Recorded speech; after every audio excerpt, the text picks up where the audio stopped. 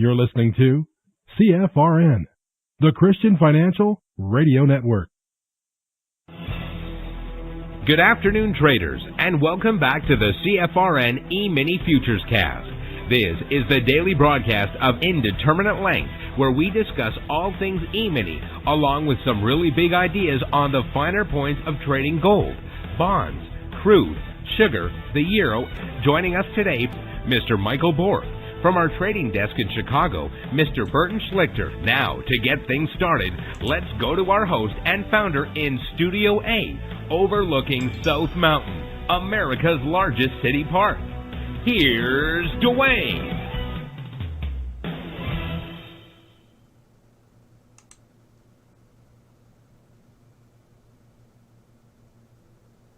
Good afternoon. Welcome back. Today is Friday, 20th day of January 2023. Thanks so much for joining us. Whoever you are, wherever you are, we're just glad to have you right here or right now. We do 2 live broadcasts every trading day. The first live broadcast is from 9:30 a.m. to 11:30 a.m. Eastern. That is our live training room, and it is reserved for members only and those who are taking their 1-week free trial. If you've not yet taken your 1-week free trial, when Michael comes on in a little bit, he will show you exactly how to do it. There's no credit card required. We invest 5 consecutive trading days of our time, energy, finances, and resources in you so that after the 5-day trial, you can make a well-informed and intelligent decision as to whether or not you have what it takes to become a trader. Now, when the live training room ends at 11:30 a.m. Eastern, we take a 30-minute break and we come back for the afternoon broadcast at 12 noon Eastern. Keep in mind, if you find conservative views and thoughts offensive, you should probably change the channel right now. The afternoon broadcast is open to the public. That means anybody, anywhere on planet Earth. All you need is an internet-connected device. Now, there's 2 different ways to join the afternoon broadcast. One, a little better than the other. The reason it's a little better is because it gives you access to the question box so that you can ask questions and participate in the discussion. You only have to do this once. Go to mytradingiq.com. Scroll down to where it says afternoon broadcast. Click the link. Complete the 30-second registration form. And then every trading day going forward, you'll receive an email about an hour before the afternoon broadcast starts. And at 12 noon Eastern, all you have to do is click the link in the email, and it will automatically log you into the platform where you will have access to the question box. On days that you're out of the office, away from your desktop, but you still want to join the afternoon broadcast live, we make that very simple. Just point your browser to our YouTube channel, which is very easy to remember. youtube.com/CFRN. youtube.com/CFRN. Not only do we broadcast live every trading day on our YouTube channel, but we also archive every daily broadcast. Currently, there's over 2,100 daily live broadcasts archived for your educational and viewing pleasure. And if you're new to the world of CFRN, one of the best ways to get to know who we really are, what it is we do, how we do it, even why we do it, then go to the YouTube channel and scroll back 6 weeks or 6 months or a year or 2 years or even more. Now, of course, we don't expect you to listen to every broadcast, nor do you even need to listen to an entire broadcast. Just scroll back as far as you want, pick days at random, fast forward to the part where Michael's doing the recap of the live training room, and then fast forward to the part where I'm doing the recap of the Logic 247 alerts, the concierge trade alerts, and where we take a big picture look at the markets and help you understand what the markets are doing and why they are doing it. So with that said, let's open with a word of prayer, as we do. Now, for the past week and a half, our topic has been passing it on, sharing the gospel. Next week, we'll begin a new topic. Today's scripture, Matthew 28, verses 16 through 20. I'll be reading from the Message translation. Meanwhile, the 11 disciples were on their way to Galilee, headed for the mountain Jesus had set for their reunion. The moment they saw him, they worshipped him. Some, though, held back, not sure about worship, not sure about risking themselves totally. Jesus, undeterred, went right ahead and gave his charge. Here's what he said. God authorized and commanded me to commission you. Go out and train everyone you meet, far and near, in this way of life, marking them by baptism in the threefold name, Father, Son, and Holy Spirit. Then instruct them in the practice of all I have commanded you. I'll be with you as you do this, day after day after day, right up to the end of the age. Again, that's Matthew 28, verses 16 through 20. Now, what do you think of when you hear the word missionary? Maybe you think about going on a missions trip with your church group, or maybe someone that your church supports who lives overseas.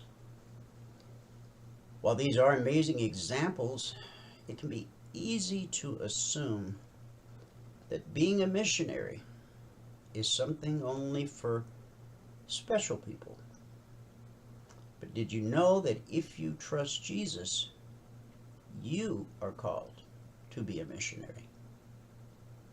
In fact, the word missionary isn't found in the Bible. Instead, one of the last conversations we see Jesus have with his disciples is calling them to go to their neighborhoods, cities, and the rest of the world to make more disciples. In other words, be missionaries to others by spreading Jesus' story with everyone you know. You don't have to go to another country to be a missionary. You can start today by passing on the good news to people in your own neighborhood. Join me in a word of prayer. Heavenly Father, I declare that you are my Savior. Unfortunately, there are so many people in the world today who are so distracted by the pursuit of money or by their screens that they don't even know you're right there next to them, calling them to the greatest adventure ever, life eternal with you. Jesus, please overcome these distractions. Get their attention and wow them with the gospel. Put the words in our mouths to keep their attention and turn them forever to you. It's in Jesus' name that we believe and pray. And everybody said, Amen. Let me give you the numbers from around the world.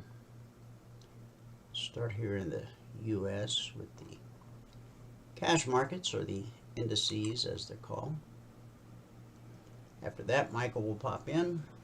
He'll show you how to take the free trial. He'll give you a recap of what happened in the live training room this morning.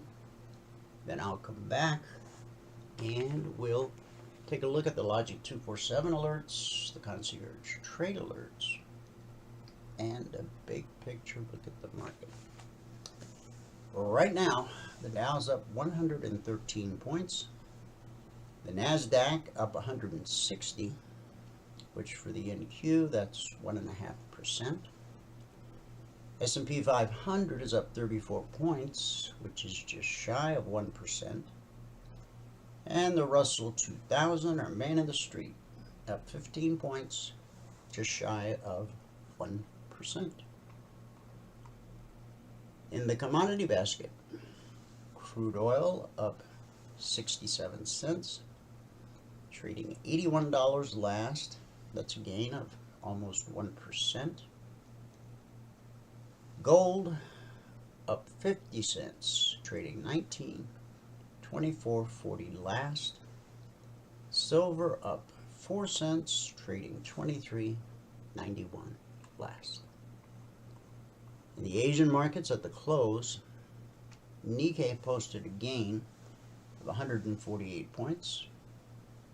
Shanghai rose 24 points. The Hang Seng gained 393 points, which is almost 2%. And in the European markets at the close, FTSE up 23, DAX up 113, the CAC up 44.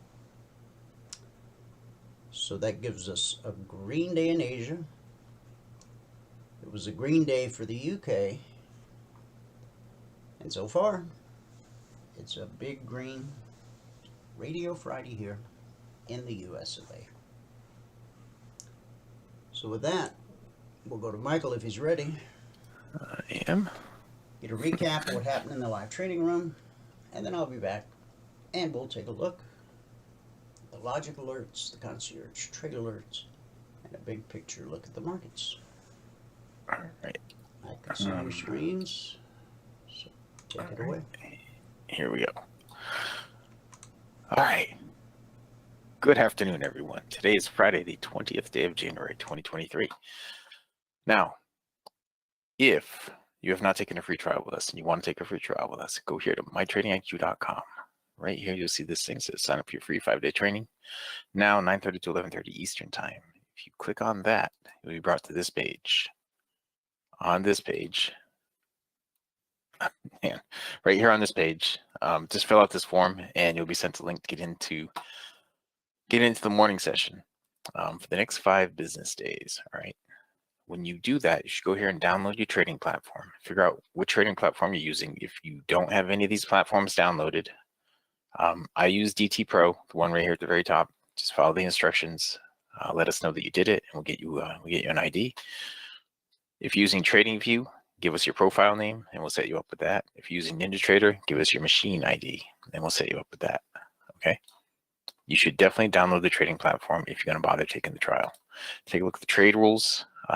On the trade rules here, these are the rules we follow in the room in the morning, and we do the same thing all the time. All right, this is a 7-tick range chart. Everything is the same all the time. All right, the videos, you just watch these videos, you'll see me executing these trades using those rules on the 7-tick range charts in the morning session. Okay. All right. Now the recap. If you are going to look at the spreadsheet, if you're going to read the spreadsheet, you have to read all the CFTC risk disclosures down at the bottom. Now, let me slide this thing over here. And yeah, so today is the 20th day of January 2023. Today we made 42 ticks in crude, 12 ticks in gold, and 1 tick on the ES. So put us at 552.50 on the morning session. Today it took 3 minutes and 3 trades to get to the goal for the day. At that point we're up 112.50, and we took a total of 14 trades this morning. So on the month now we're at $4,907.50. That's over 13 trading days, averaging $377.50.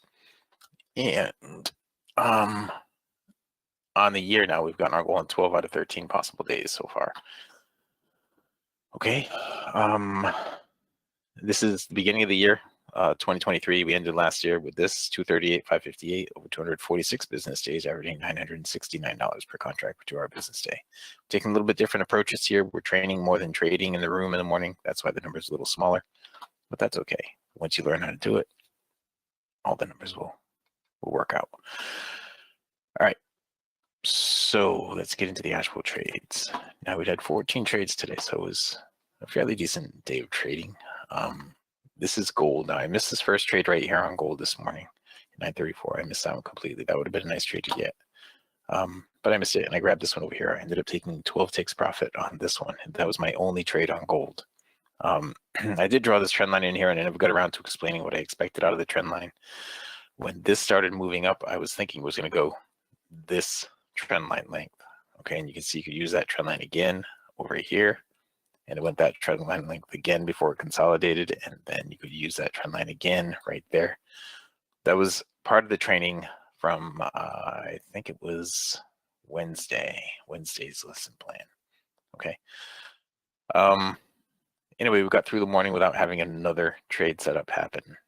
We get all the way here into the break, and it looks like there was one trade setup right here during the break that it would have been really close to stopping out to the tick before it finally moved enough to get the stop to break even. But that was it. Gold just did not give up very much today. We're going to be rolling gold. I think next week we're going to be rolling to the next contract. I'm pretty sure. We rolled crude oil this week. Crude was our big one here today, and most of it was all right here. All right, we started out here with a break even on our very first trade on crude. The next trade we picked up 19 ticks. Then the trade right after that we picked up 17 ticks. Then the trade right after that we picked up 17 plus. I think I wrote this down wrong. I think we should have. Yeah, okay, 19 plus 17. Okay, then over here we got that's better. All right, we got 8 ticks over there. We missed this one. We got 8 ticks there. Then we had a break even there. Then I think we got we might have gotten 1 tick on that, but I put a break even. Anyway, as that was at the end of the session, and during the break, I don't see, there's one blue off of blue right here you could have done. And that was the only trade. We've been in a pretty straight, well, not straight, but pretty strong trend up right here since the room ended. Well, actually since about 11 o'clock. It's been a pretty strong uptrend. Let's look at this on the 30-minute, see what it looks like. Go over here. See, looking left, we were looking back over here earlier.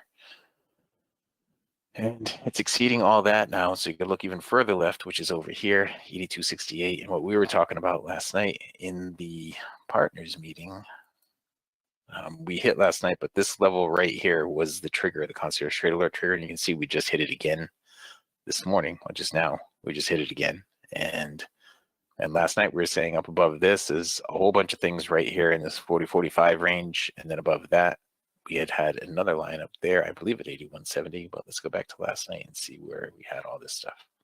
We had all this stuff in here, right? So we had this one here at 40, and this one up here at 49, then this one way up here. The next one up is 81.90.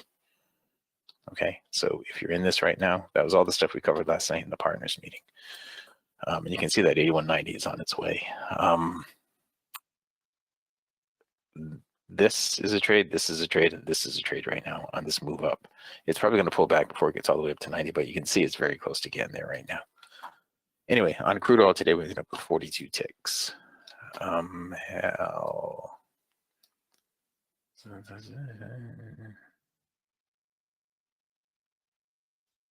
Okay, I'll let Dwayne go over that, Hal, when he gets on. I'm sure he'll be happy to go over that with you. And okay, here we go. go. This morning when we started up, I was just highlighting this. This happened right off a red and blue off a blue this morning in the pre-market. We started out right here in the pre-market. We got 1 tick profit on the ES right there, and then we stopped out on that one. The ES was my nemesis today. It kept whooping me. Every time I'd get positive, it'd put me negative. But I had 1 tick there, then I stopped out there, so it was -9. Then I got 8 ticks back there, put me at -1. Then I picked up 10 ticks to put me at +9. Then I missed a trade right here, blew off a blue. Then I stopped out. That put me back down to, stopped out pretty much to the tick. That put me back down to -1. Then I had a +6 right there to get me to +5. Then I stopped out, put me back to -5. Then I had a break even and another +6 right here to get me to +1 again. And that's where I ended it with the ES on the day. All these levels here that I was pointing out when we were up here, it finally eventually got up there and hit, and it just got really kind of sideways here during the break. So the ES was kind of tough to trade today. It has been all week. The ES has been difficult all week. Now that is all using this, okay? If we were to jump over here and take a look at this, this is crude oil using the new stuff, okay? This is 7-tick range crude.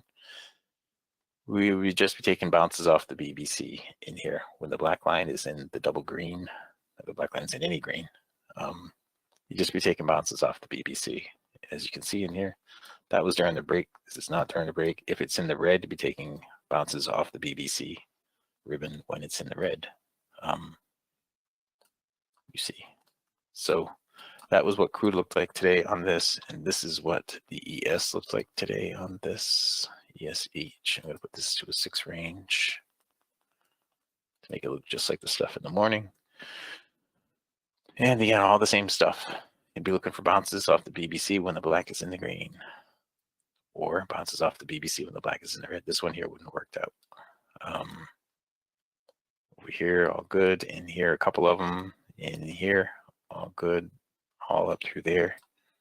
In here, all good. And that brings us to where we are right now. Black is in the green. This up close right here should be a good trade.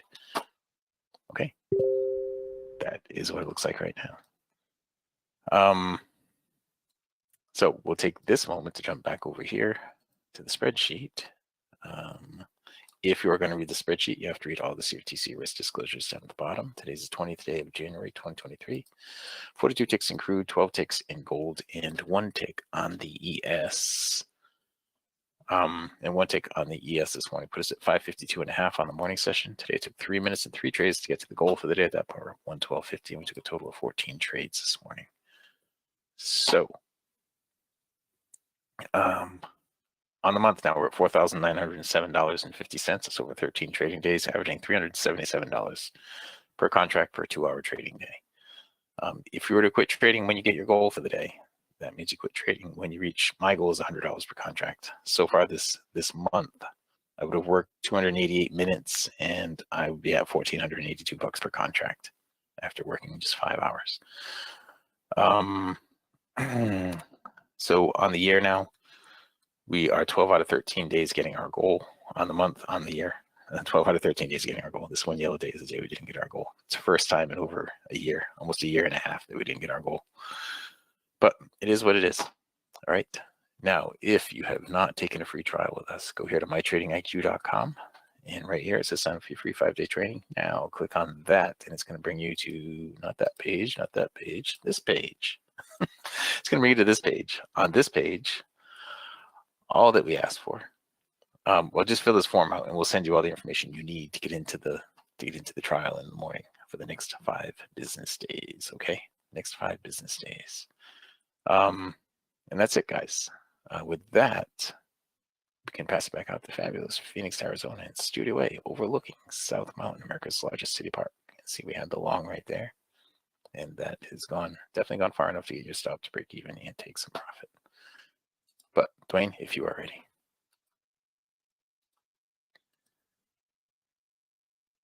Okay. Oh, okay. Dwayne is ready. All right. Hal's got a message in there for you that you probably want to take a look at. Sure. Yeah. Okay.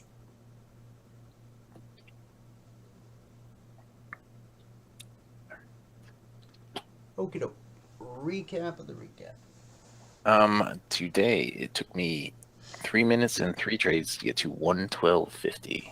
3 minutes and 3 trades to get to 112.50 today. Good job. Thank you. Thank you. All right.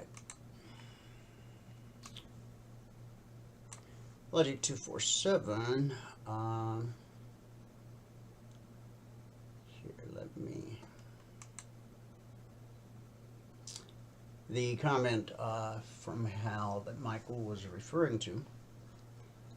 Hey, Dwayne. This morning, the bond logic alert triggered and hit the target for plus $312.50 per contract. It then kept running and is now at $843.75 per contract.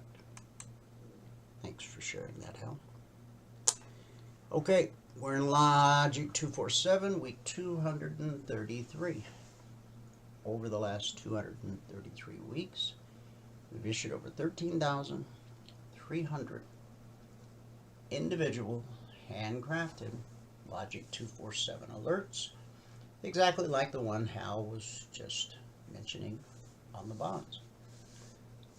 This week, we did have a holiday week, so we've issued a total of 59 alerts. 7 never triggered. Still waiting on 2.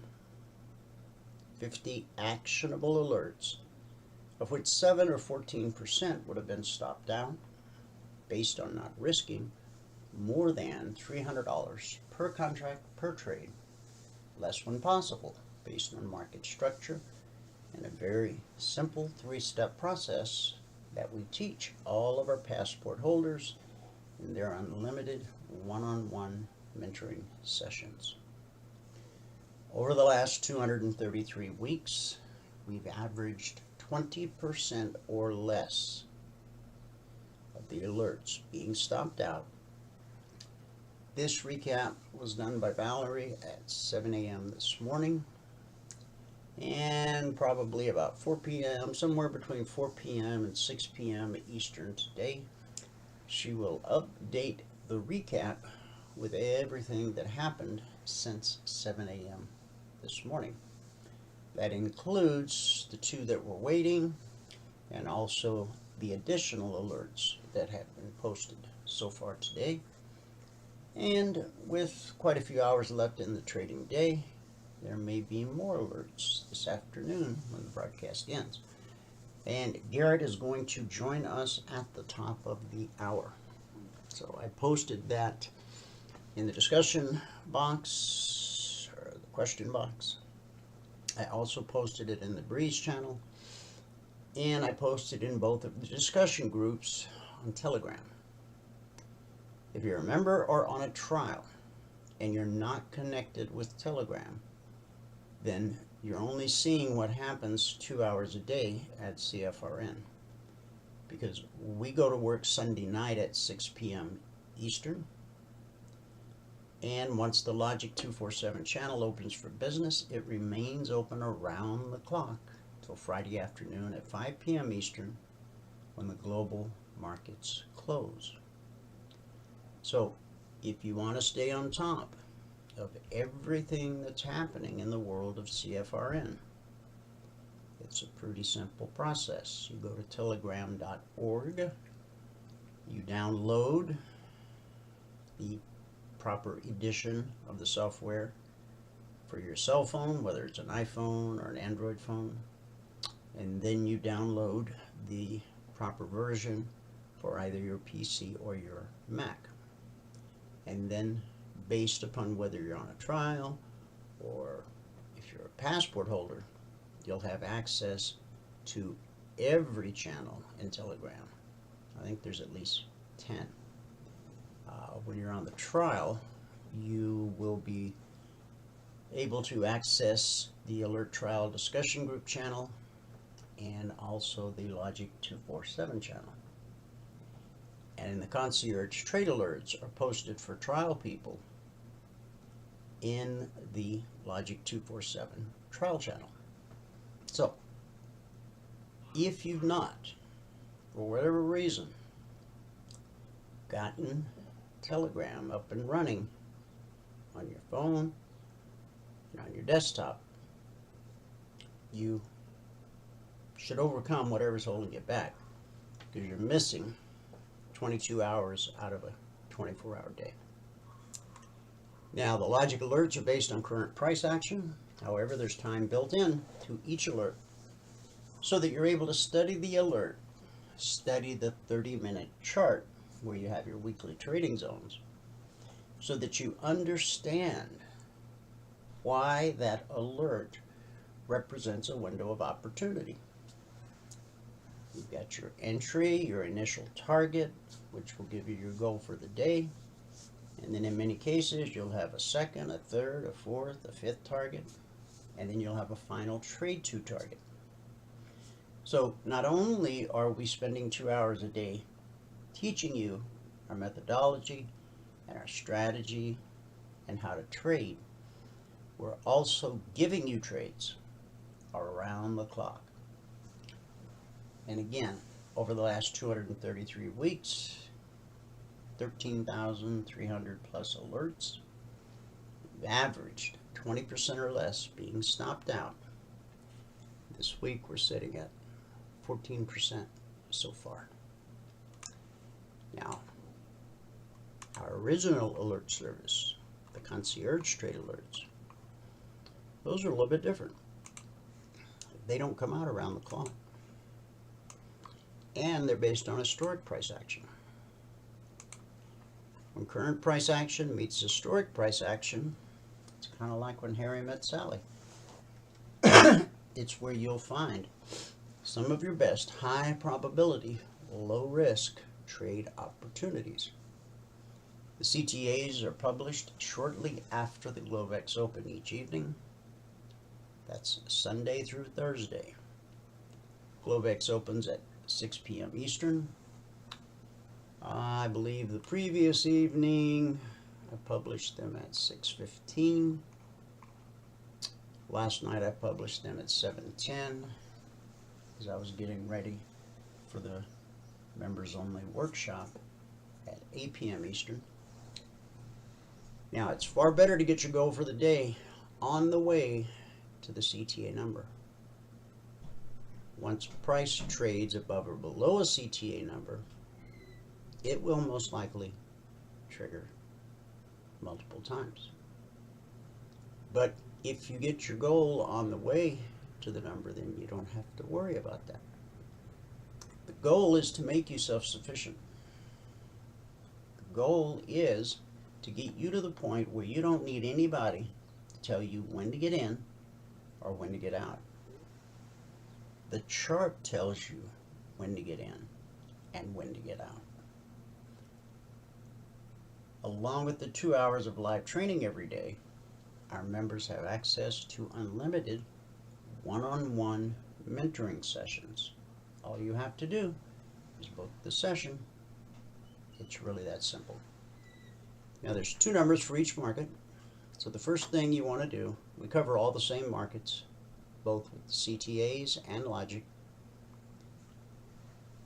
When this is posted, whether it's posted in the CTA channel or the trial channel, they're posted at the exact same time, just as are the logic alerts. You want to look at whatever markets you trade. We'll use the ES as an example. First question is, where is price at this time? It's always going to be between these 2 numbers. Now, we had a market that was flat pretty much all night last night, and you'll see that as we go to the charts here in just a little bit. Once price is above the 30-minute BBC and trending towards 39.65, that's bullish. And so our strategy will look for opportunities to be long the market. When price gets below the 30-minute BBC and starts trending down towards 39.04, that's bearish. And so our strategy will look for opportunities to be short the market. In either case, that's where you use Logic 247 and everything you learn in the live training room every trading day. To yourself, find opportunities to be long or short the market. Remember, our goal for you is to become self-sufficient. Hopefully, that's your goal as well. And once you become a lifetime member, you will own the indicator set for life, and you will have access to the weekly trading zones every Monday morning at 6:15 a.m. Eastern, except when there's a Monday holiday. And we've published the zones since December 14th of 2009. So as you become a member, and as you begin to understand how price behaves around the weekly trading zones, they will become one of the most powerful tools in your trading toolbox. Now, I mentioned this before, the afternoon broadcast, this broadcast is open to the public. Everyone on a trial and everyone who's a member got these numbers last night at 7:10 p.m. Eastern. But if you're not a member and not on a trial and you want to grab a quick screenshot, go ahead, because we will walk our way through each and every one of these markets. Okay. And before we do that,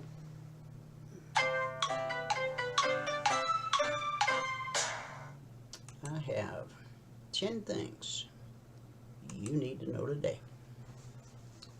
President Biden traveled to California's Central Coast on Thursday to survey damage from a series of storms that caused widespread flooding and major landslides, leading to at least 22 deaths and an estimated $1 billion in damage. President Biden, Governor Newsom, and Senator Padilla flew over devastated areas in a helicopter. Biden also walked down a broken boardwalk in Capitola and met with business owners. The trip came after Biden had issued an emergency declaration authorizing the Federal Emergency Management Agency, also known as FEMA, and that's kind of an oxymoron, to coordinate disaster relief. I mean, they did such a great job with Katrina.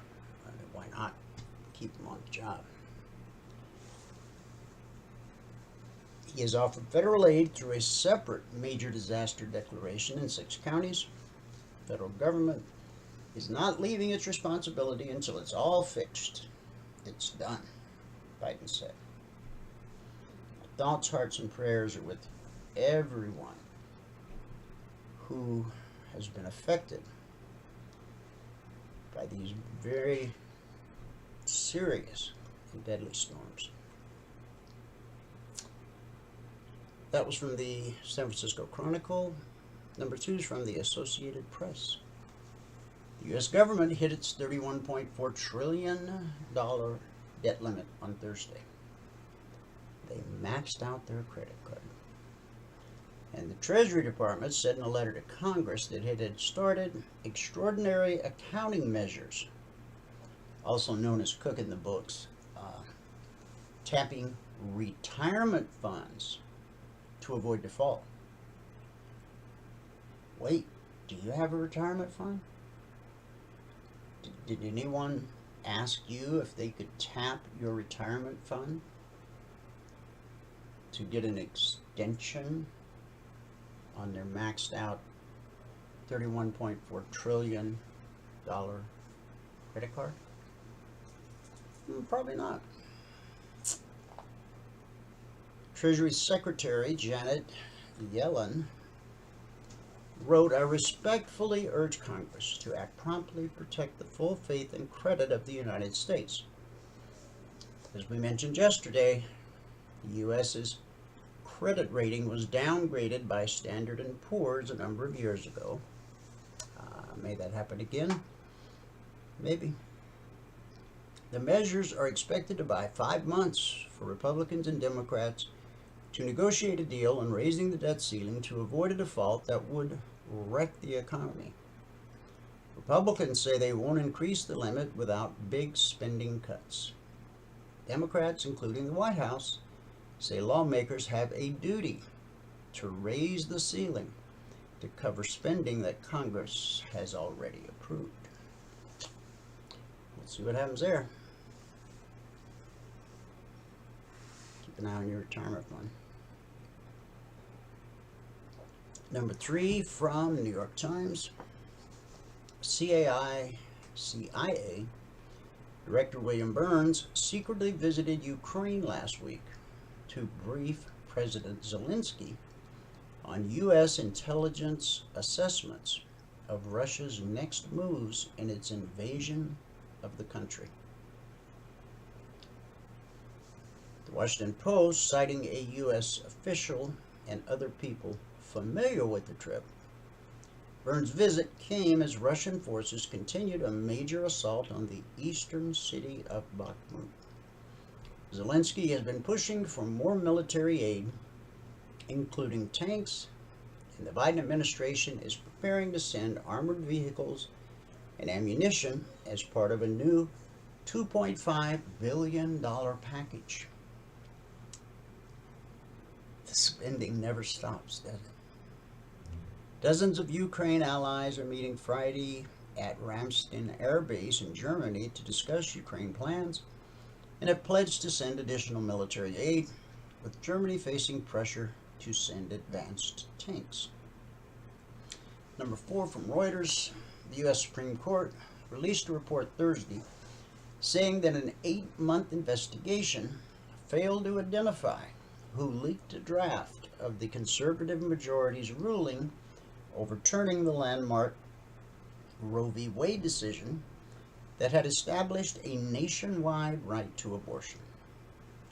Supreme Court Marshal Gail Curley, at the direction of Chief Justice John Roberts, had ordered the inquiry after the May 22 leak to Politico, which was an unprecedented violation of the 9-member court's tradition of confidentiality in the behind-the-scenes process of making rulings and hearing oral arguments in cases.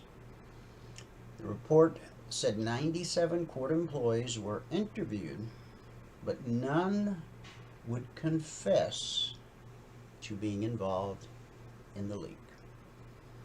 The report criticized the court's internal security protocols and said investigators would pursue any future leads. Number 5 from the Associated Press. A federal judge in Florida on Thursday ordered former President Donald Trump and his lawyer, Alina Habba, to pay $938,000 in sanctions to 31 defendants in a lawsuit they filed last year, alleging a vast conspiracy against Trump in the 2016 presidential election.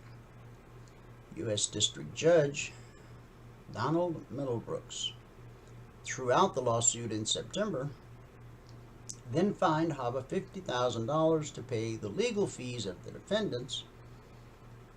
Charles Dolan. This nearly $1 million penalty will be divided among the other defendants, including Trump's 2016 Democratic rival, Hillary Clinton. You know, the great election denier? She's getting paid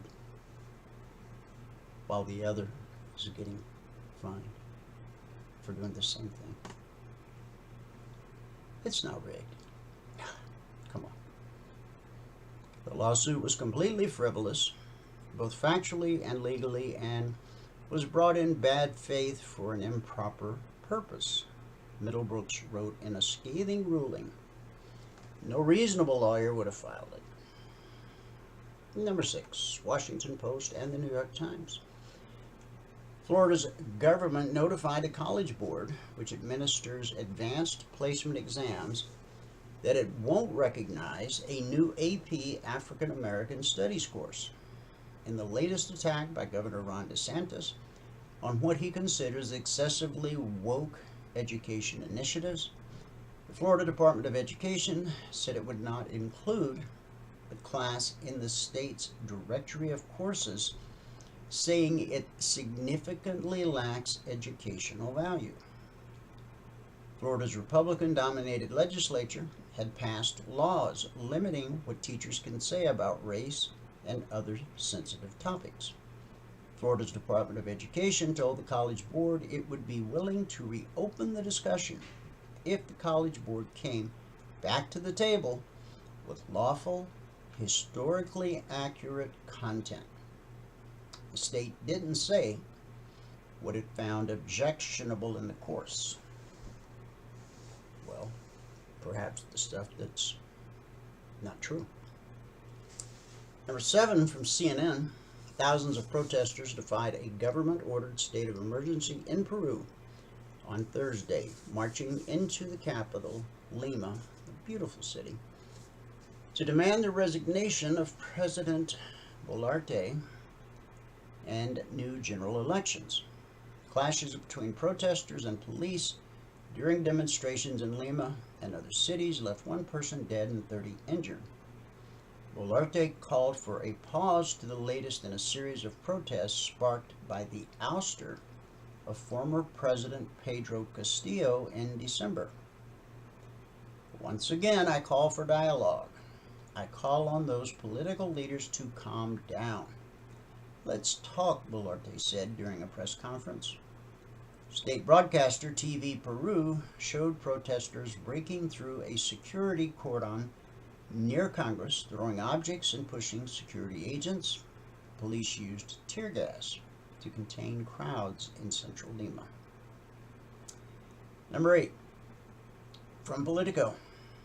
U.S. District Court Judge Amit Mehta on Thursday rejected an effort by Peter Navarro, who served as trade advisor under former President Donald Trump, to dismiss contempt of Congress charges filed against him for his refusal to comply with a subpoena from the House Select Committee that investigated the January 6, 2021 Capitol attack. The decision left Navarro's trial on track to start in late January as scheduled. The judge said Navarro provided no evidence to support his claim that Trump wanted him to assert executive privilege to avoid testifying. Because the claimed assertion of executive privilege is unproven, defendant cannot avoid prosecution for contempt. Mehta wrote this in the 39-page ruling. If convicted, Navarro could face a year in prison for each of the 2 charges he faces. So, guilty until proven innocent. It's the American way, right? Number 9, Valerie mentioned this last night in the workshop. Singer-songwriter and guitarist David Crosby, an original member of the Byrds and a founder of Crosby, Stills, and Nash, has passed. He was 81. Crosby had posted on Twitter as recently as Wednesday joking about heaven and writing. According to Variety, he wrote, "I heard the place is overrated, cloudy." Crosby had announced 8 months ago that he was finished performing live, saying he was too old. Although he said in December he had changed his mind, he continued recording at what he called a startling rate. "Now I'm 80 years old, so I'm going to die fairly soon. That's how that works," he said. "And so I'm going to try really hard to crank out as much music as I possibly can, as long as it's really good music." Our thoughts, hearts, and prayers are with the friends and family left behind of a true music legend. And number 10 from the LA Times. New Mexico prosecutors said Thursday they would charge actor Alec Baldwin with involuntary manslaughter over the fatal shooting of cinematographer Helena Hutchins with a prop gun on the set of the low-budget western Rust. Baldwin was rehearsing a scene when the gun, which was supposed to be loaded with dummy rounds, fired a live bullet that hit Hutchins, a rising star in the film industry, in the chest. The film's director was wounded but recovered. The production's weapons handler, Hannah Gutierrez Reed, was the one who loaded the gun, and she also was charged. New Mexico's first judicial district attorney, Mary Carmack Altwise, had this to say: "On my watch, no one is above the law, and everyone deserves justice."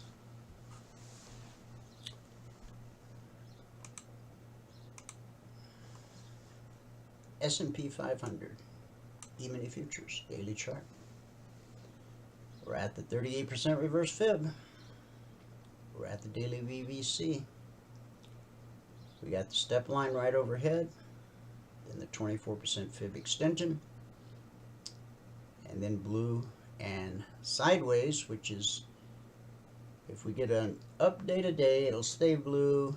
Because there's a lot of options expiring today, should the market change direction, we could see this turn to red and falling on Sunday night. As long as we close where we are or higher, it will stay blue. But because it's directly above price, it still represents resistance. And then we have the high of January 18th, 17th, 16th, and 15th, all as potential resistance. Support, on the other hand, is at the low of today, the low of yesterday, which, as I pointed out, was the low of January 10th. So price had not reached that point, but on the show we called it as just simply a logical place for the market to find a low. And that's where I found it. So if we take out the low of yesterday, first we got to take out the low of today, and the low of yesterday, then the next major support level is at the 38% fib extension. On the ES, okay, I talked to you about lines in the sand. You can make your lines in the sand look any way you want, okay?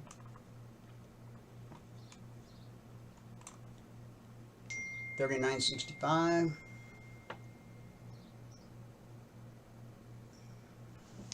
Hang on a second.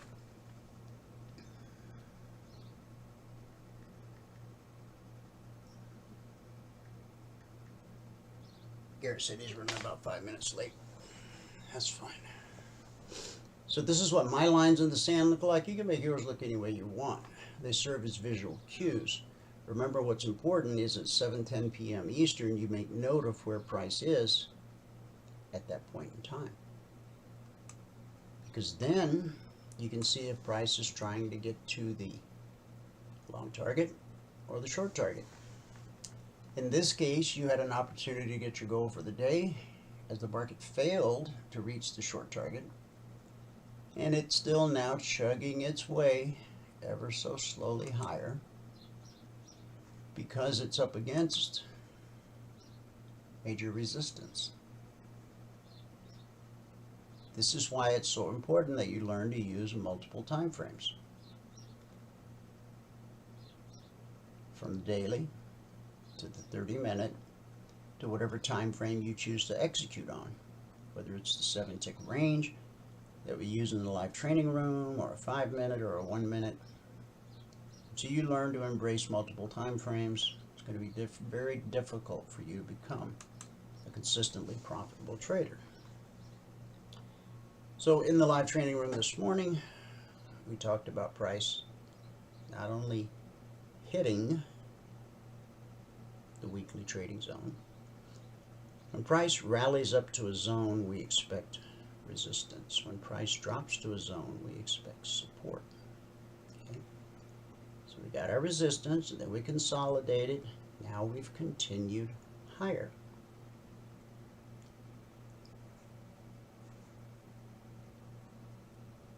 This high at 39.54 1/4, looking at only the 30-minute chart, Shouldn't run into any real resistance until 39.58.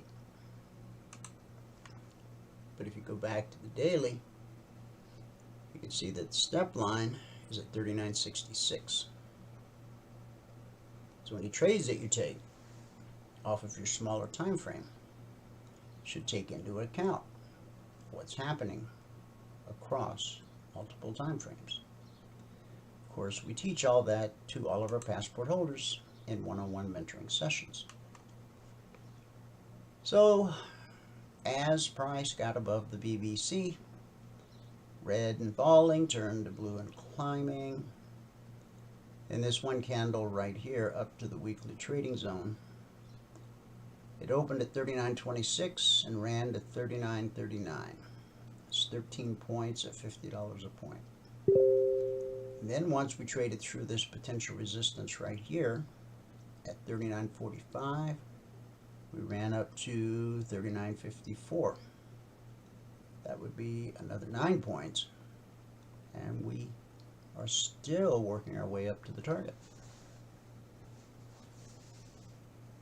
Trading's not easy, but it can be this simple if you allow it. On the Dow, here's where the market opened last night. The vertical line separates today, Friday, from yesterday, Thursday.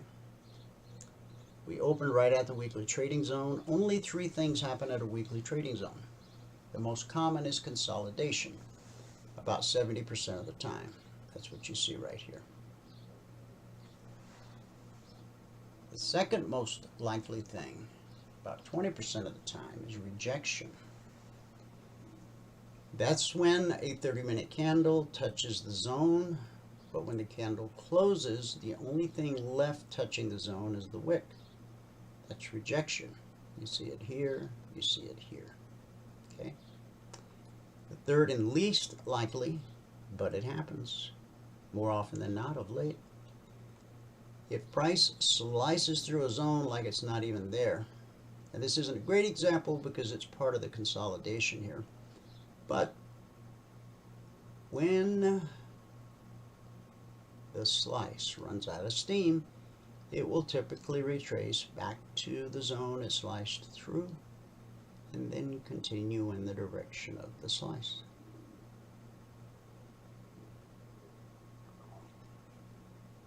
When price got below the BBC and started trending lower, took us right to the short target. And then when we got above the BBC and started trending higher, it took us right up to the long target. On the Russell, could have got your goal for the day here, although price didn't make it to the target. And once price got above the BBC, took us right up to the weekly trading zone. Plenty of room to get your goal for the day. And if we take out these highs, which are based off this high right here, then we may still see 1866, but remember the S&P is the bellwether, and unless the bellwether can overcome that step line, then the remainder of the afternoon will most likely be flat. On the NQ,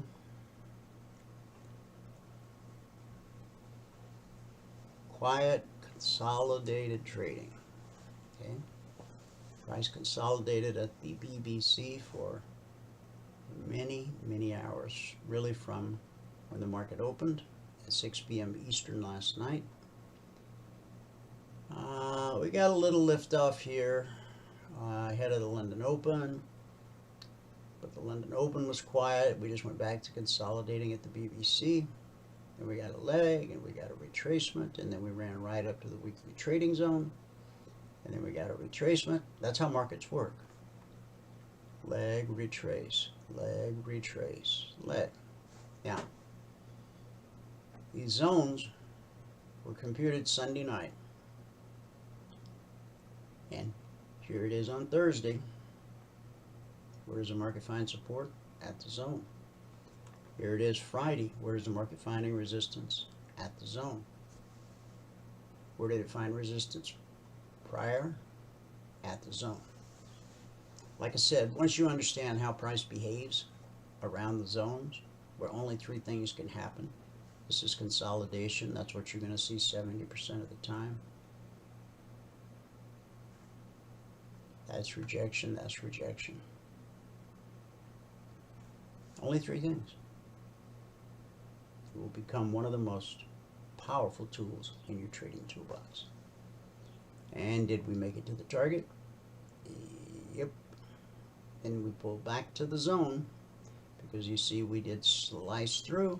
We pulled back to the zone we sliced through, continued in the direction of the slice, right up to the CTA target, and then we continued to the zone overhead. And if you look left, you can see why that's an issue. Why price is struggling to overcome previously established resistance. It's doing a pretty good job on the NQ. Crude oil.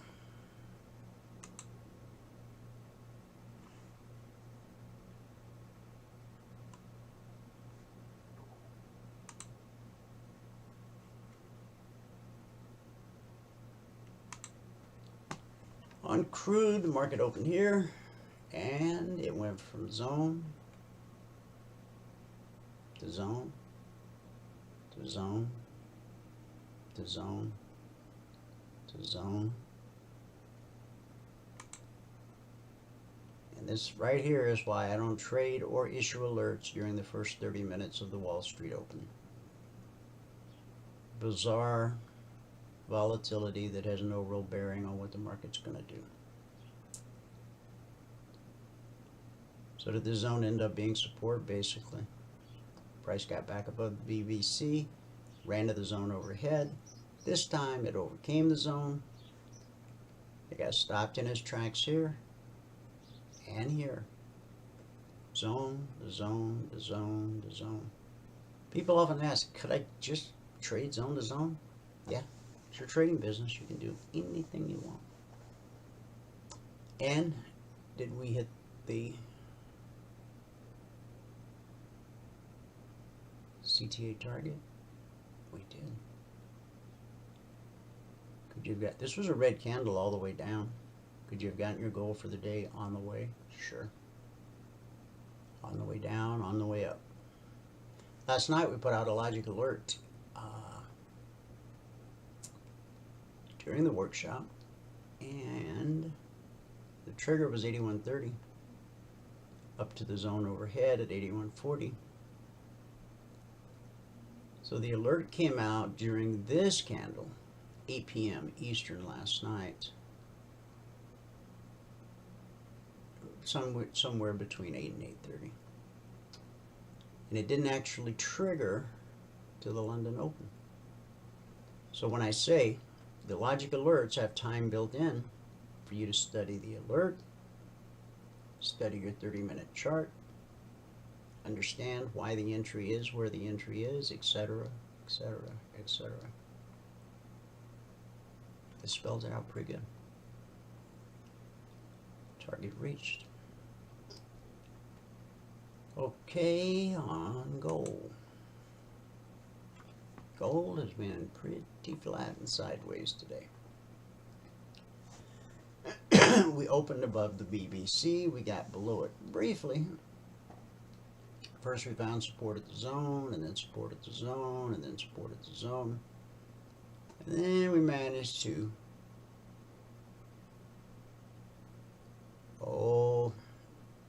1928 down to 1925. That's $300 per contract traded on the way to the target. Then price got above the BBC, made a run at the overhead target. So this candle opened at, we'll call it 32. It's 31.6, we'll call it 32. And it ran up to 39.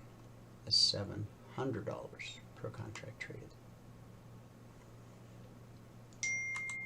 Silver.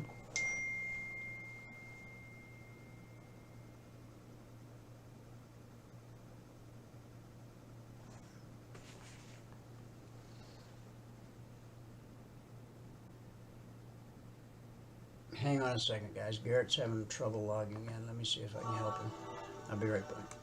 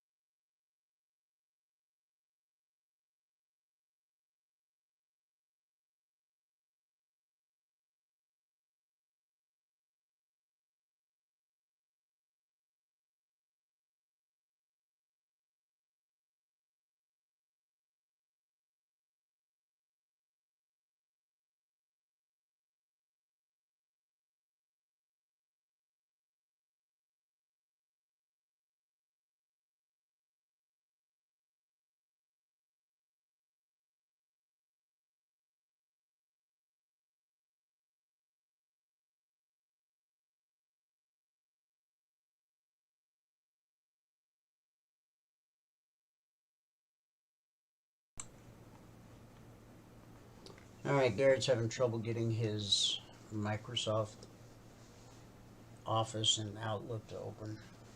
I don't know why anybody uses those tools, but he chooses to. So I sent him a link in Telegram, and we'll see if he's able to get logged in or not. Otherwise, we'll wrap up early. Here's silver finding resistance at the zone, support at the zone, resistance at the zone, support at the zone. Same thing over and over. Nothing ever really changes. 2 pennies is $100.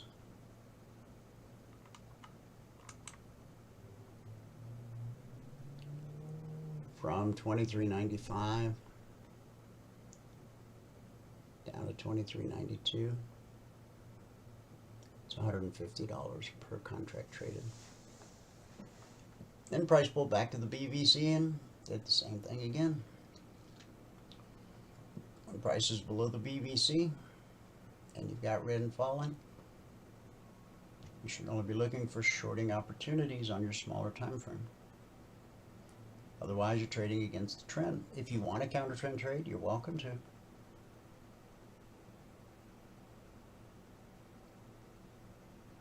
If you want to do what's simple, trade with the trend. We have so many markets to choose from. Not only futures, but individual stocks, crypto, forex. There's always a trend opportunity happening somewhere. It's like flying a kite. Do you launch your kite into the wind or with the wind? If you're kayaking, do you get in at the bottom of the hill or the top of the hill? Go with the flow. Makes your life so much simpler. Okay, Euro. Euro, we opened at the zone, pull back to the BBC, made a run to the target to the tick, and we got below the BBC and made a run. You got your goal for the day a couple, 3 times. on the way to the target. We didn't quite make it all the way to the target. That's been the biggest issue that the markets have had this week, is a lack of follow through. Until we get out of this snarl that we're in, it'll probably continue to be that way.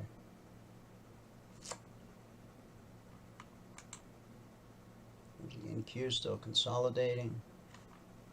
Probably reach back, get below the long CTA number, and rally back up to the zone.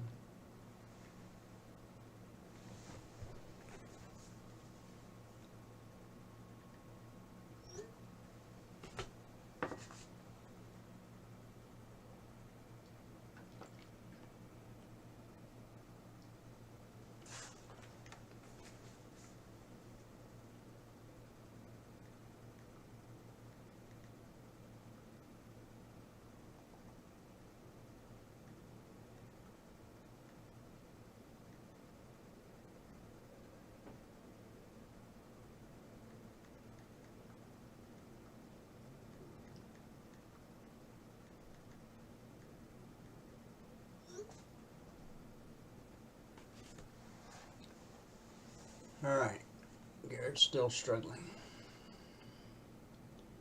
We'll give him one more minute to see if he can get in. So there's the NQ, the Russell, pulling back to the BVC, pull back holds more often than not. Yes, pulling back to the zone. We expect that to be support. If it were to get below the zone, then support is right here at the 30-minute BVC. Pull back hold more often than not.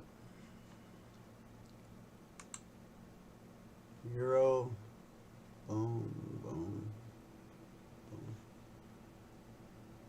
We really do try to make it as simple for you as possible. The world wants to make it complicated so they can sell you a million different things. Indicators and oscillators and algorithms and all this noise. Man-generated noise. All you got to do is look at the chart. Look at price. What's price trying to do? And why?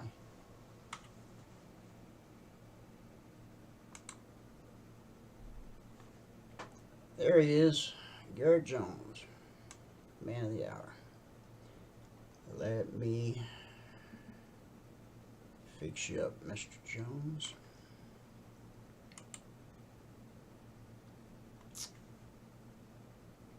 Well, let me open your mic first. Okay. How you doing, Garrett? Can you hear me okay? I can hear you, yeah. Oh, good. Okay. So you were never able, were you ever able to get your, whatever it was you were trying to open on your computer open?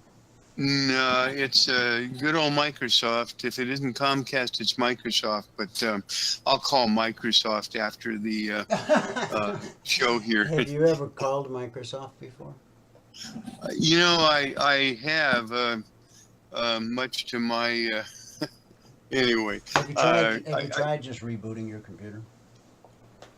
Oh, yeah, sure. I did that. That's the first thing I did. Has your license expired on your Microsoft product? No, it's going to be it's a typical third world America technology glitch.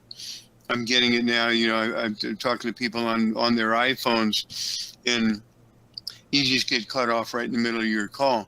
And it's not about where you're located. It's just about, and lots of people that I talk to having the same thing. In fact, happening when I talk with them.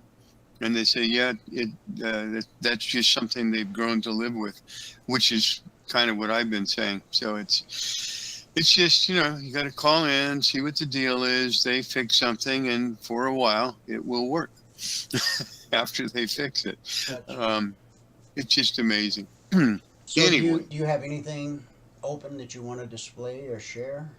Sure, I actually do. Okay.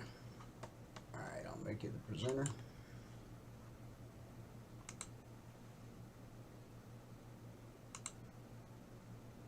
All right, all you got to do. Oh, I see it. There we go. Guys, the only market we haven't recapped yet are the bonds, and we'll do that after we finish talking to Garrett. I'll show you that screamer of a trade that Hal was talking about earlier. What do you think on the S&P here, Dwayne?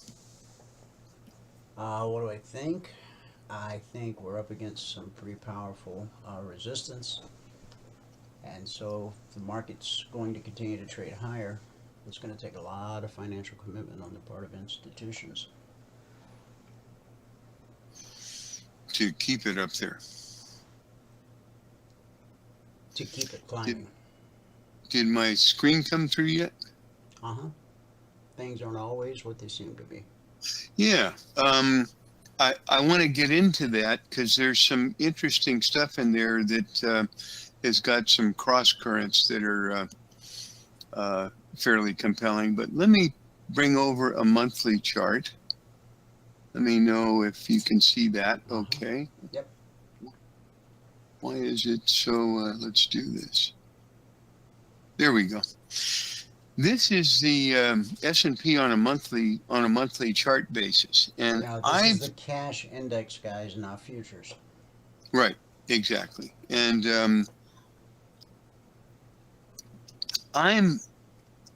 we all recall the recent flash crash of February into March of 3 years ago, and the only other type of drop I can think of like that was 1987, where you just have a really powerful decline, and it gets over and gets out of the way fairly quickly.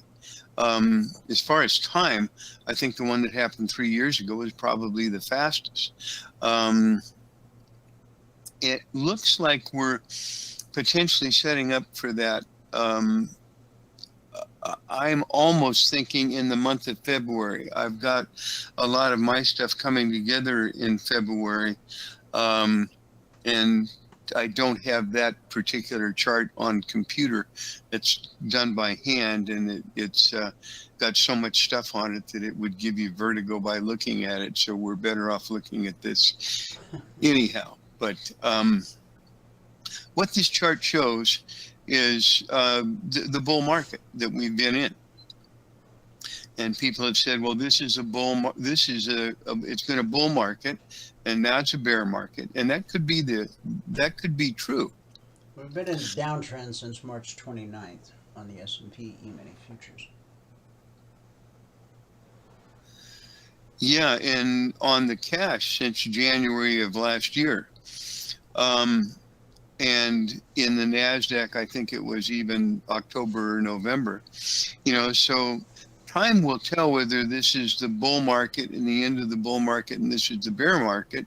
But someone could make an argument right here, going back 3 years ago, that this was the end of the bull market because we had I believe this was a 35% correction.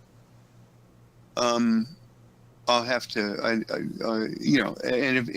if this is a 35% correction and that didn't end it, and it obviously didn't end it because this would have appeared to be a wave 3, a wave 4, and here's a wave 5, and now it's over. However, this is only a 20% correction so far, so there's nothing to say that this can't stop here and go higher or go down here and then go back up. It's just that stuff will be answered in the future. But what I'm pointing out here is the long-term trend line. That's really, this point is lower and this point is lower and even this point is lower. But if you really want the trend line of the market that we've been in, it's this one, because it hits on all these points here, it catches it here, it catches it right here. And this is a very, proven trend line. I put this in to show this particular up channel that we've had here. And if those who want to make a bullish argument, we're still in it. What's happening here is we're having a real compression in this down channel that we've had from the high. And this This is the down channel.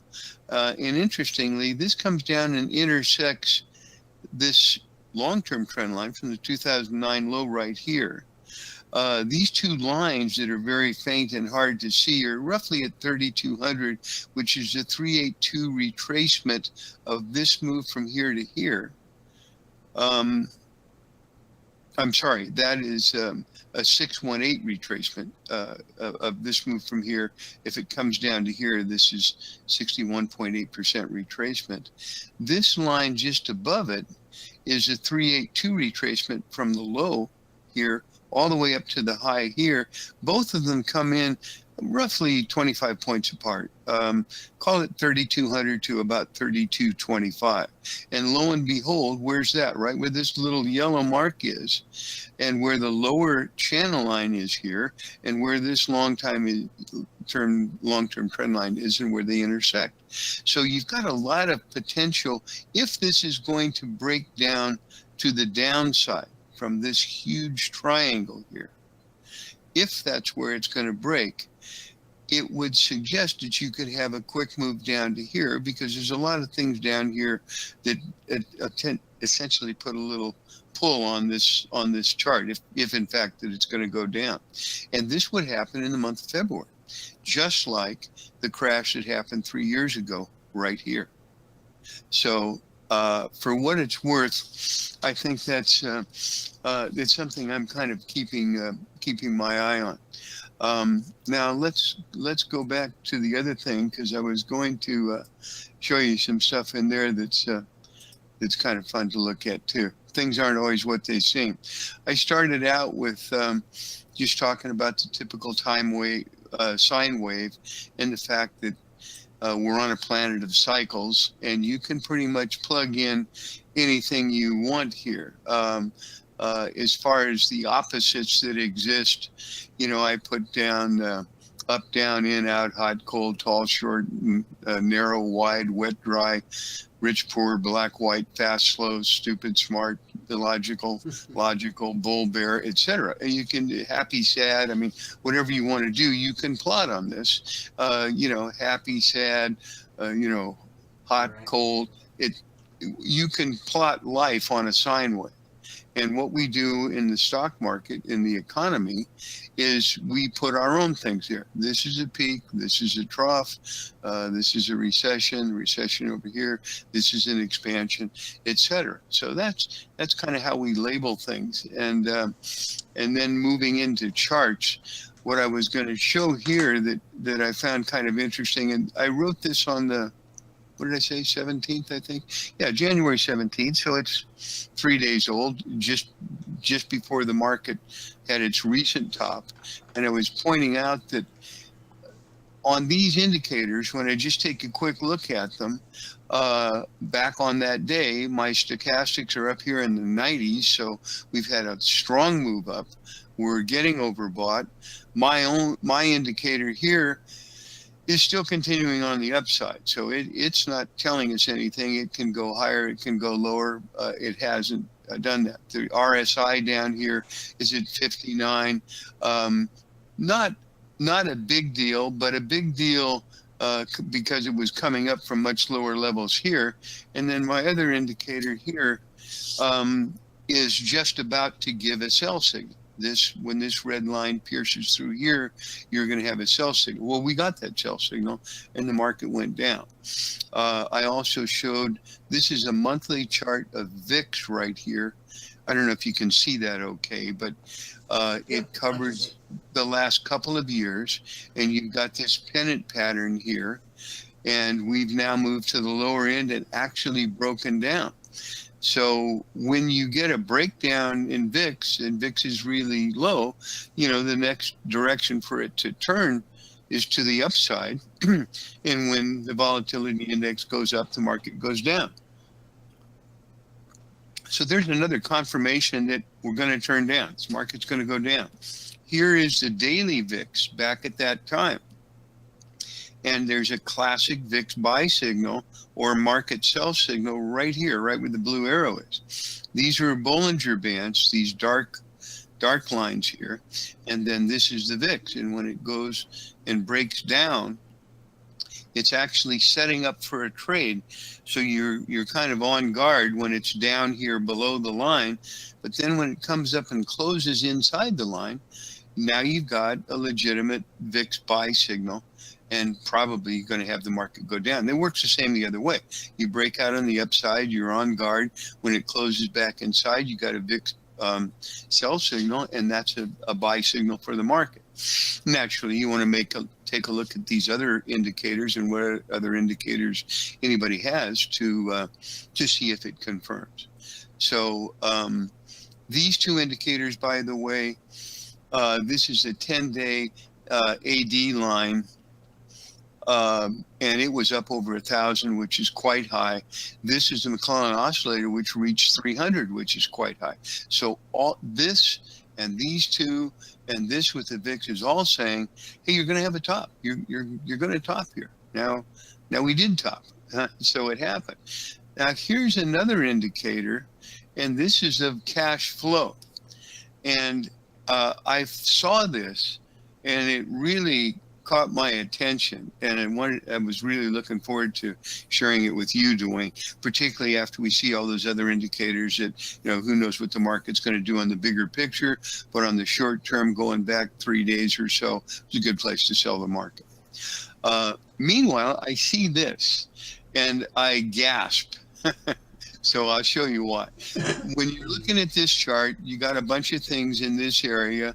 Where are the outliers? What should you be looking at and seeing if there's anything meaningful there? Well, probably this point and this point. These seem to be big. This is really big, and this is where we are now, which is really big. So what are those? Well, this is late 2008.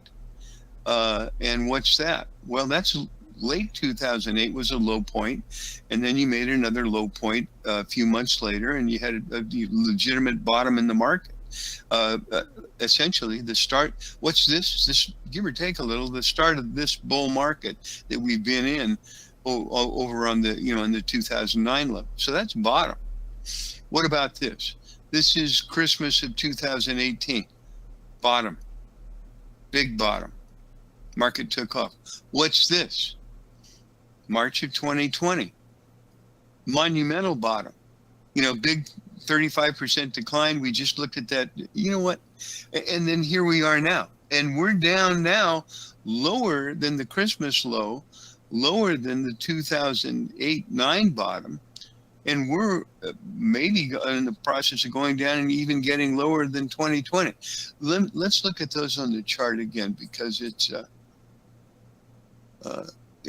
a meaningful deal. Let me see if I can pull that chart over.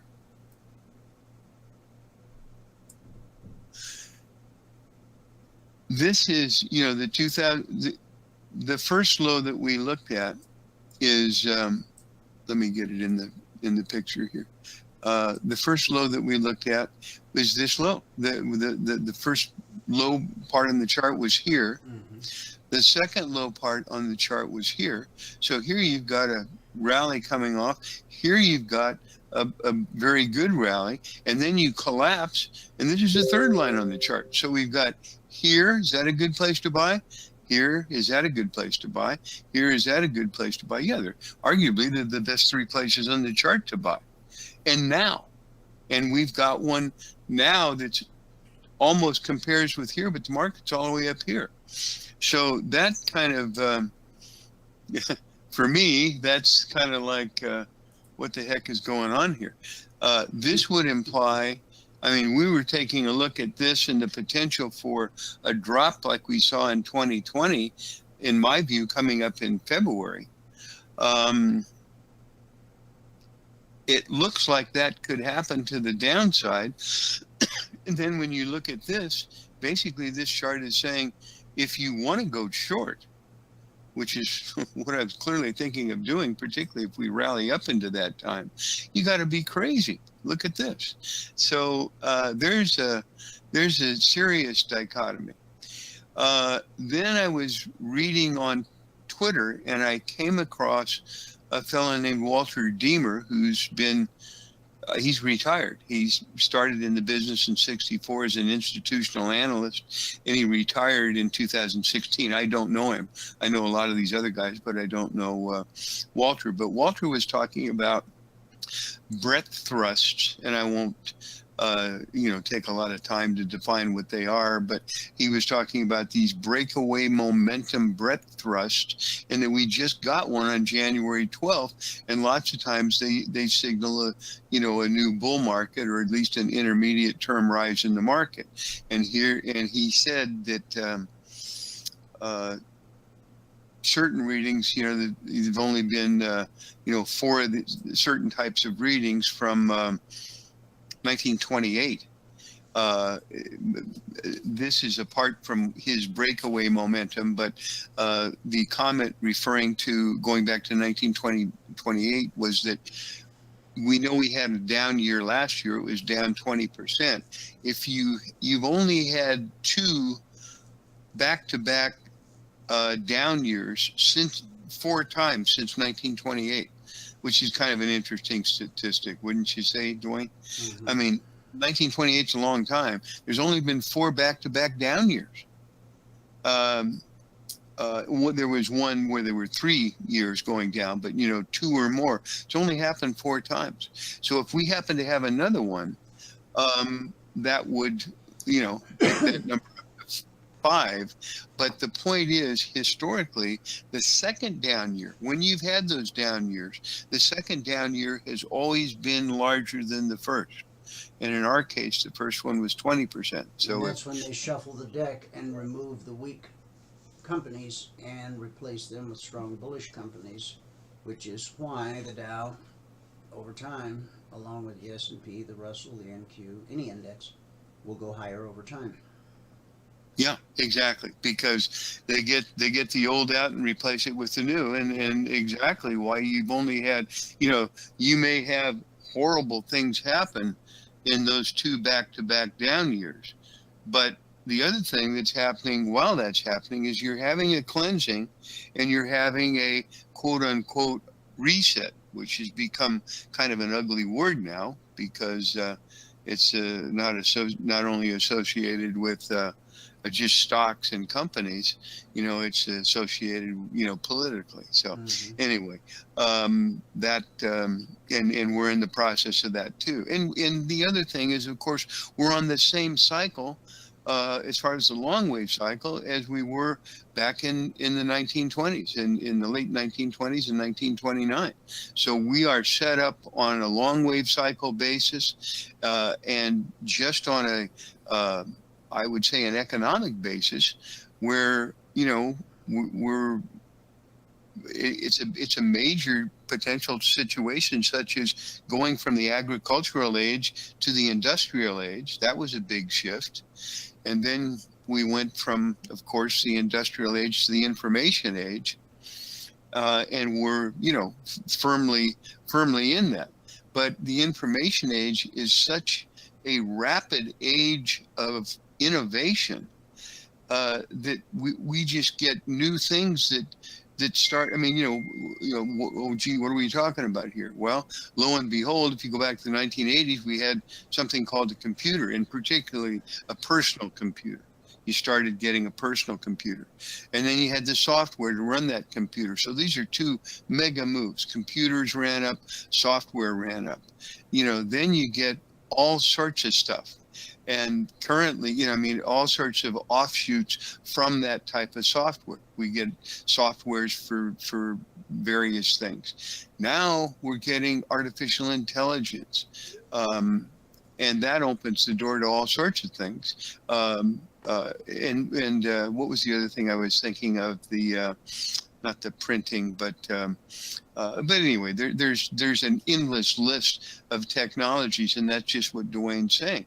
Now we're set to see which one of these technologies are going to survive, which one of our old line industrial companies are going to survive, and what is the new thing or things that come in to replace all those. But anyway, so here we are with all these breakaway momentum gaps, and here's another one. So not all of them are followed by big up moves. This one is, this one is, this one is, this one is, this one is, this one gets a little bit here. This one, however, when you look at these points, the market does seem almost in all cases to go up after they happen. So, and we got another one on January 12th. So now here's yet another thing talking for an up market when a lot of the technical stuff is talking for the down market. So anyway, I just wanted to kind of go over those things. This combines two things. The red arrows are what we were talking about in the signals that come out based on net new cash flow. So here, this is in a low, and this is something that could happen now. This signal here wasn't a low. It had come down and made a low, rallied a little bit, and then went lower and got the bottom. But however, if you were a buyer here and held, you've got a minor correction and a monumental bull market that happens. If you buy here, it's an excellent place. If you buy here, it's an excellent place. And here we've got not only this net new cash flow buy signal, but we've got one of these breadth thrust indicators that happened right here. Here's a prior breadth thrust indicator, great one. Here's one, great one. Here's one that might be what we're talking about now. It's good for a little bit, as this one has been, and then you get a correction down, and then you take off. And what if that correction down is like the correction we had 3 years ago? Wouldn't that be interesting? Here are the others, all the rest of them. Once again, here's one right here. Not a horrible place to buy and hold because you'd have all this, but you have a situation here where you could have a near-term loss before you start to be able to collect gains and make some money. So maybe we're in one of these positions right now, but I'm just pointing out with a lot of negativity and a lot of people talking for a wave 3 of 3 to the downside, and that would be wave 1 down, wave 2 up, and then now we get a wave 3 crash down lower. But all of a sudden, when we're excited to take advantage of that, now we've got a breadth thrust and a net new cash flow low here to argue that maybe that's not going to happen. So they don't make it easy, do they, Dwayne? No, they make it as complicated as they possibly can, so they can sell you more stuff to solve problems that don't really exist. If the market's rising, buy. If the market's dropping, sell. It's really that simple.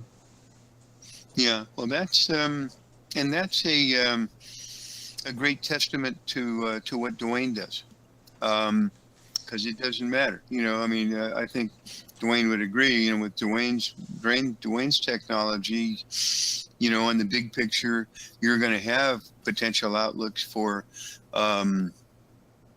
Gosh, we can probably have the second year of a bear market and really see things fall apart and so forth. When the market's dropping, we make money faster. Yeah, when the market's dropping, you not only can you make money, but you make it faster. So it's in many respects even better than an up market. Yep.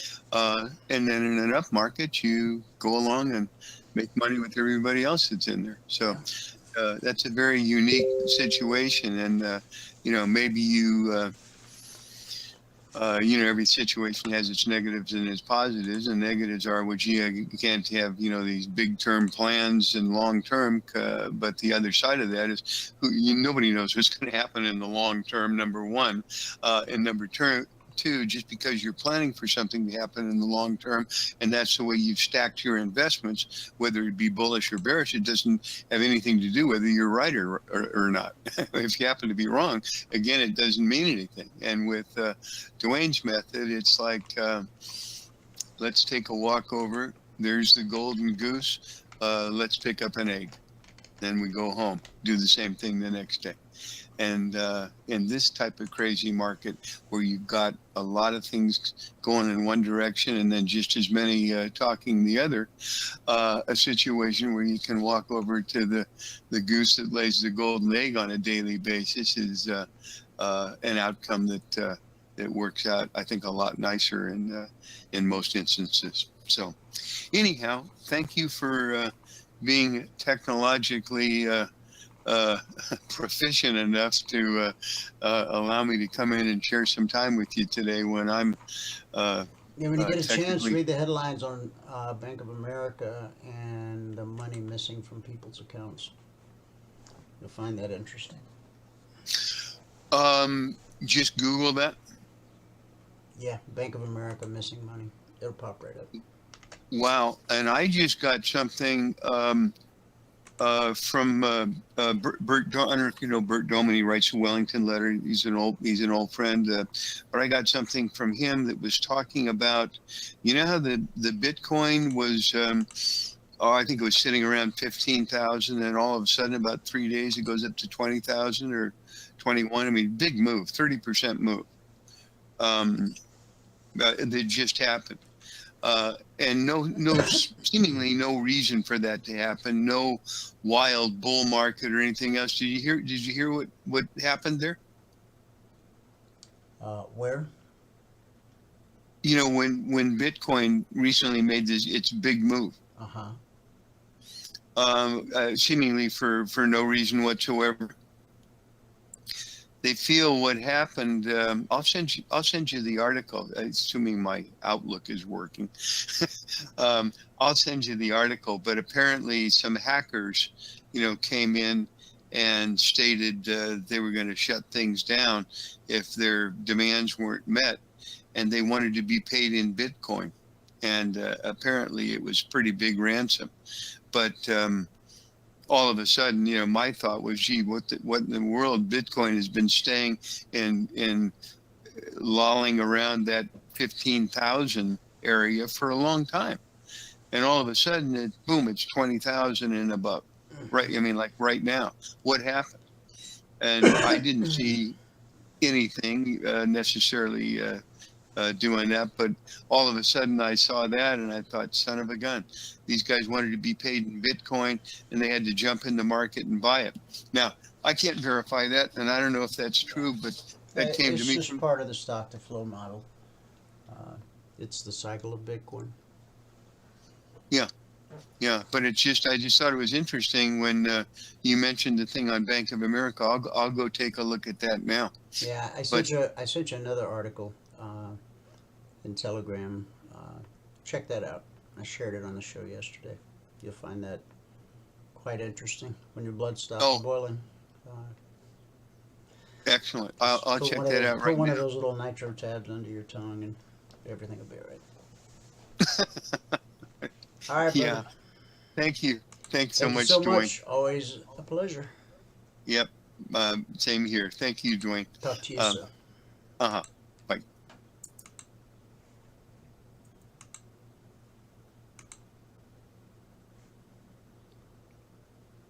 Okay, we said we had one last market to cover, so let's do it. Now, Hal was talking about the Logic 247 alert. Here's the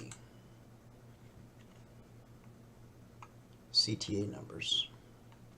Came right down to the target and kept going.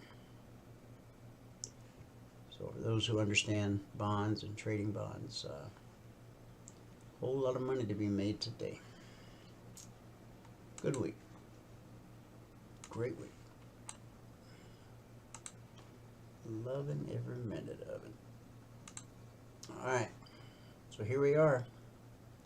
Pulling up to that resistance I spoke of, the daily step line. Price can overcome that. And you got the 24% fib extension. And because blue and climbing is directly above price, that's potential resistance. And then we've got the highs put in over the course of these 4 days right here. So that's the deal. To become a member, go here, eminifuturestrading.com.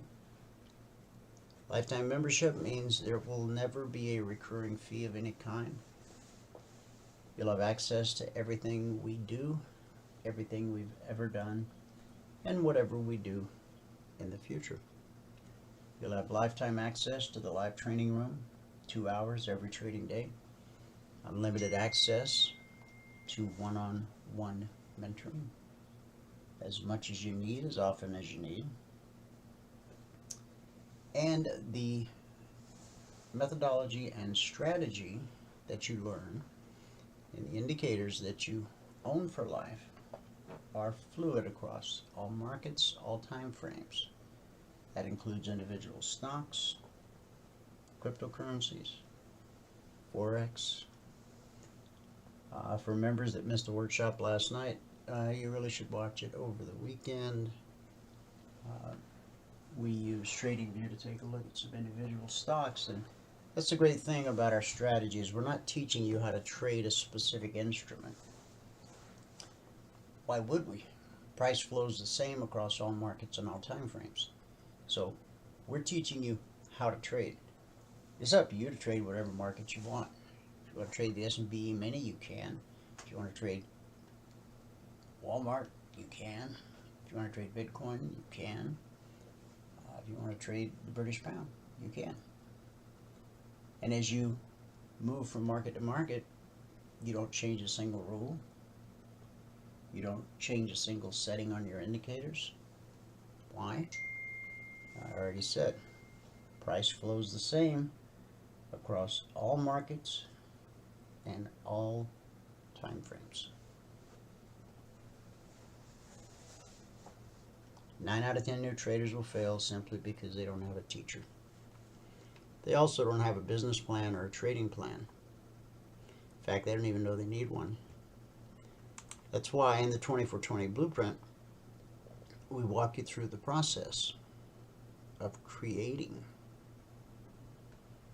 your business plan and your trading plan. 2 very important documents you don't want to be without. To become a lifetime member, eminifuturestrading.com, 2 mouse clicks. You're a member for life with access to not only what we do today, but we've archived everything we've done in the past, and whatever we do new in the future, you'll never pay another dime. When we rolled out TradingView and the indicators on TradingView so that you could trade stocks and crypto and Forex with the same indicators and the same rules, how much extra did our passport holders have to pay? Nothing. Again, it's the all-access pass to everything we do, everything we've ever done, and whatever we do in the future. As a passport holder, you'll never have to spend another dime on trading stuff. When those clever Holy Grail emails show up in your inbox, instead of getting all hot and bothered, you can just laugh. Because once you understand how price flows and how logical it all is, you'll stop Googling at night till your fingers bleed looking for the Holy Grail, which not only doesn't exist, it can't exist because it would defy the laws of physics, science, and even God. The only way you'll ever become a consistently profitable trader is to learn how to trade. Period. There is no shortcut. There's no silver bullet. There's no Holy Grail. If you want to learn how to trade, we will teach you. If you want to keep chasing moonbeams, that's your call. All right, good word for the day. Don't be self-righteous. Do not think of yourself more highly than you should. Romans 12:3. Jesus told this story. 2 men went to the temple to pray. One was a Pharisee, the other was a despised tax collector. The Pharisee stood by himself and prayed this prayer. I thank you, God, that I'm not like other people, cheaters, sinners, adulterers. I'm certainly not like that tax collector. I fast twice a week, and I give you 1/10 of my income. But the tax collector stood at a distance and dared not even lift his eyes to heaven. As he prayed, he beat his chest in sorrow, saying, O God, be merciful to me, for I am a sinner. I tell you, this sinner, not the Pharisee, returned home justified before God. For those who exalt themselves will be humbled, and those who humble themselves will be exalted. Luke 18, verses 10 through 14.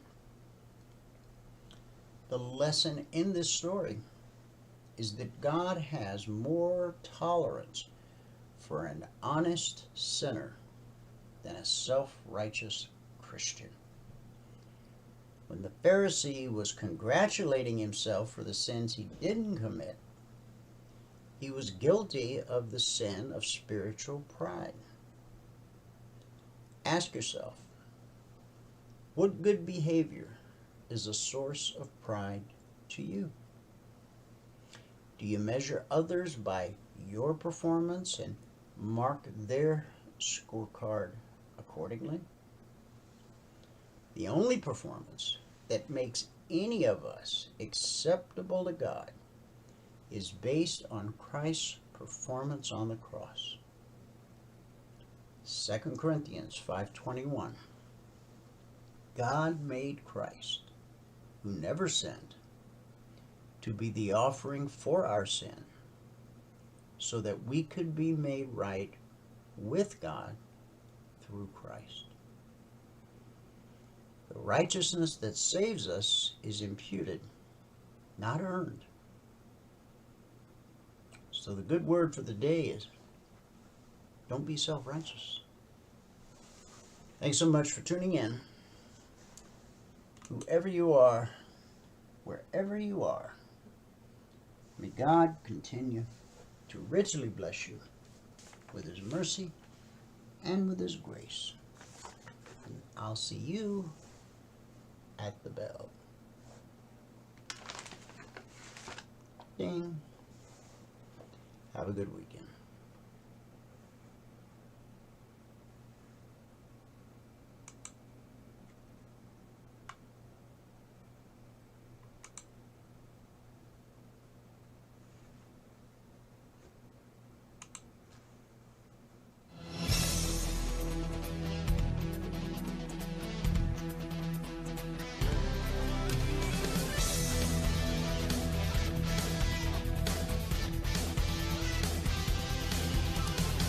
Remember this, there is no greater return on investment than to see a human life changed and given hope.